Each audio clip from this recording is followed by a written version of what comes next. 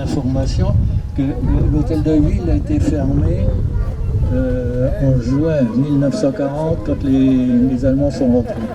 Lors des Journées du patrimoine, la ville de Nilvange a mis en place un circuit pour découvrir les bâtiments communaux. Au niveau des visites, effectivement, donc on a voulu faire un parcours qui pouvait être fait soit à pied, soit en calèche, soit avec un petit train électrique.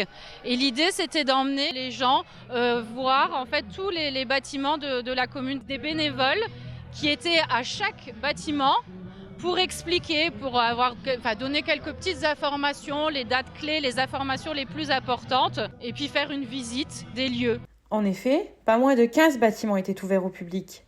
Les écoles, Schweitzer, Brucker et les crayons magiques.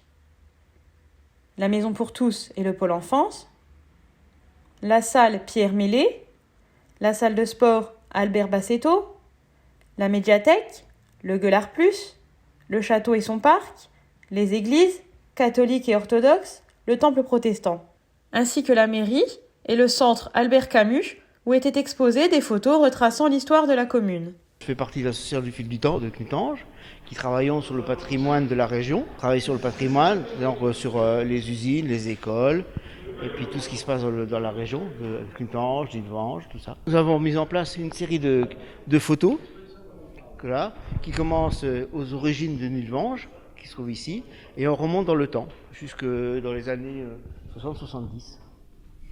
À travers le château, le temple, la vie des paroisses, les usines et l'histoire de la région. Vous êtes ici en mairie de Nilvange et on a décidé de mettre en exposition à l'entrée l'évolution de la ville depuis 1900 jusqu'à nos jours. Donc il y a un panel de photos sur lequel on voit l'évolution et les travaux différents qui ont eu lieu au fil des années. Un peu plus loin, il y a une autre grille d'exposition qui date de l'époque, encore Nilvange était sous annexion allemande. Donc on trouve des photos avec des messieurs, des soldats à casque à pointe. C'est des trucs qu'on ne voit pas souvent, mais donc c'est l'occasion de les représenter.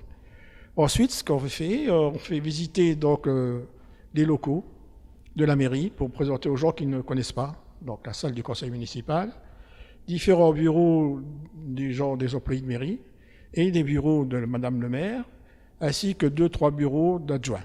Comme ça, les gens, quand ils rentrent, ils savent comment on vit dans la mairie.